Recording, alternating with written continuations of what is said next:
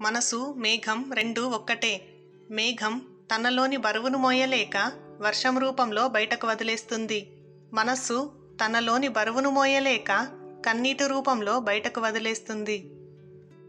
చదువు అనేది లైఫ్లో పాఠం నేర్పి పరీక్ష పెడుతుంది. కానీ లైఫ్ ముందు పరీక్ష పెట్టిన తర్వాత పాఠం నేర్పుతుంది. సంకల్ప బలం ఉండాలి, కానీ పరిస్థితులు ఎలా ఉన్నా నీ ఎదుగుదలను ఎవ్వరూ ఆపలేరు. జీవితంలో కష్టపడి ఎదగడానికి ప్రయత్నించు. అది ఎన్ని జన్మలకైనా నీకు గుర్తుండిపోతుంది. అడ్డదారుల్లో ఎదగడానికి ప్రయత్నిస్తే అది ఎన్ని జన్మలకైనా నీకు మచ్చలా మిగిలిపోతుంది. లక్షలు ఉన్నవాళ్ళ కోసం కాదు, లక్షణాలు ఉన్నవాళ్ళ కోసం వెంటపడండి. లక్షలు పోతే సంపాదించుకోవచ్చు, కానీ లక్షణాలు ఉన్నవాళ్ళను కోల్పోతే తిరిగి సంపాదించుకోలేము.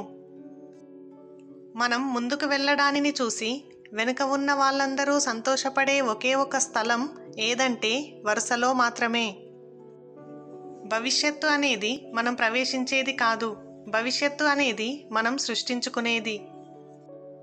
మీరు మామూలుగా రిస్క్ చేయడానికి ఇష్టపడకపోతే మీరు సాధారణమైన వాటితో స్థిరపడాలి. ఏడిస్తే ఈశ్వరుడేం రాడు. ఒక్కసారి నవ్వి చూడు. ఈర్ష్యతో ఎంతమంది వస్తారో ఆ నవ్వును పోగొట్టడానికి. సమయం మరియు స్నేహం ఉచితంగానే లభ్యమవుతాయి, కానీ వాటి సరైన విలువ అవి పోగొట్టుకున్న తర్వాతే మనకు తెలుస్తుంది. చాలా వరకు మనల్ని చూసి కుళ్ళిపోయే వాళ్ళే ఉంటారు, మళ్ళీ పైపైకి తీపి మాటలు మాట్లాడుతారు. అలాంటి వాళ్ళంటే నాకు పరమ చిరాకు. అత్యాశ ఉంటే చాలు, అది మనిషి జీవితానికి కావలసినంత నటనను నేర్పిస్తుంది. పడిపోతే పగిలిపోయే ఫోన్కే ఎంతో విలువనిస్తున్నాము, అలాంటిది జీవితాంతం మనతో ఉండే బంధాలకు ఇంకెంత విలువివ్వాలి?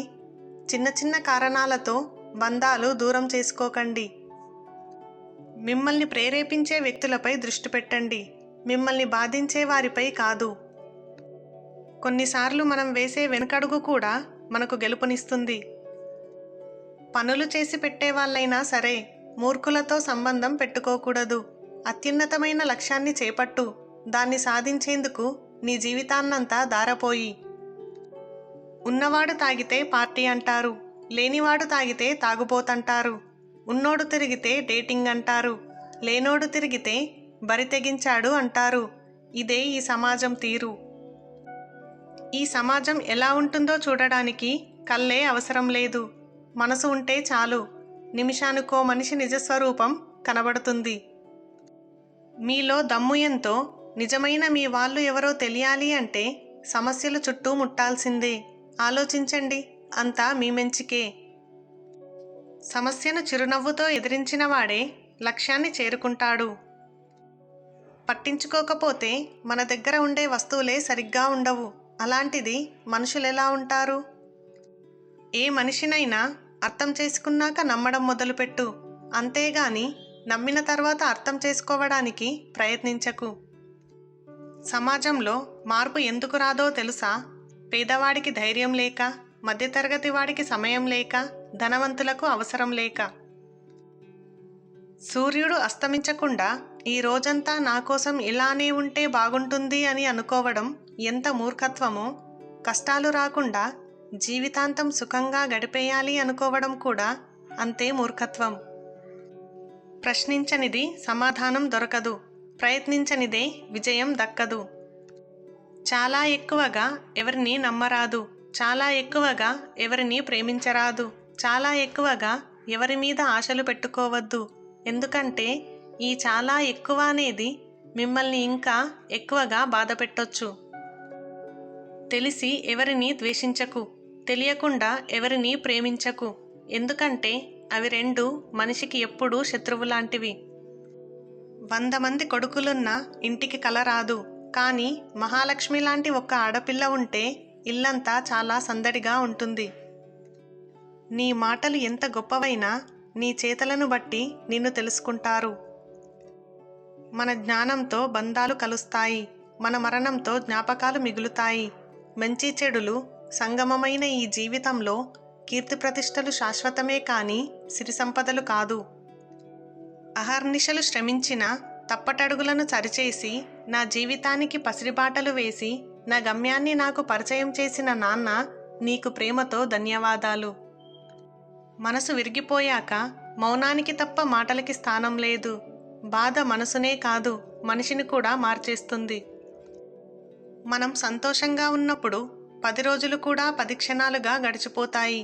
మనం విచారంలో ఉన్నప్పుడు 10 క్షణాలు కూడా 10 యుగాలుగా గడుస్తాయి. అందుకే వీలైనంత వరకు సంతోషంగా గడిపేందుకు ప్రయత్నించండి. రోజుకో వేషధారణ మార్చుకుంటే తప్పులేదు, కానీ రోజుకో రకంగా మనసు మార్చకూడదు. అక్షరంలో మార్పును చూడగలం, ఆ అక్షరం రాసే చేతికి దమ్ముంటే. ఓపిక ఉన్నంతవరకు కాదు, ఊపిరి ఉన్నంతవరకు పోరాడు. ఓటమి నీ కాళ్ళ కింద, గెలుపు నీ కాళ్ళ ముందట ఉండిపోతాయి. ఓపిక చాలా విలువైంది. అది ఎంతుంటే జీవితంలో అంత నేర్చుకుంటారు. తప్పు చేసి తప్పించుకోవడానికి క్షణం చాలు, కానీ ఆ తప్పుకు కాలం నీకు వేసే శిక్షను అనుభవించడానికి నీ జీవితమంతా సరిపడదని తెలుసుకో. మీ ఐక్యతలోనే మీ బలమంతా ఇమిడి ఉంది. అలాగే మీ అనైక్యతలోనే మీకు ప్రమాదం పొంచి ఉంది.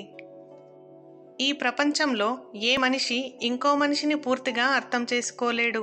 ఎందుకంటే పుస్తకంలో ఉండే పదాలకే 100 అర్థాలు ఉన్నప్పుడు వాటిని రాసిన మనిషికి ఎన్ని అర్థాలు ఉండాలి, భావాలు ఉండాలి. బాధ్యత తెలియనివాడు పెత్తనమే బాధ్యతగా భావిస్తాడు. గెలవాలంటే కష్టాలను ఓర్చుకోవాలి, బ్రతకాలంటే ఇష్టాలను మార్చుకోవాలి. కొందరి జీవితం పుస్తకం లాంటిది. భావాలనే అక్షరాలతో నిండి ఉంటుంది, కానీ మౌనంగా ఉంటుంది. నాన్న 60 ఏళ్లకు రిటైర్ అవుతాడు, కానీ అమ్మ ఎప్పటికీ కాదు.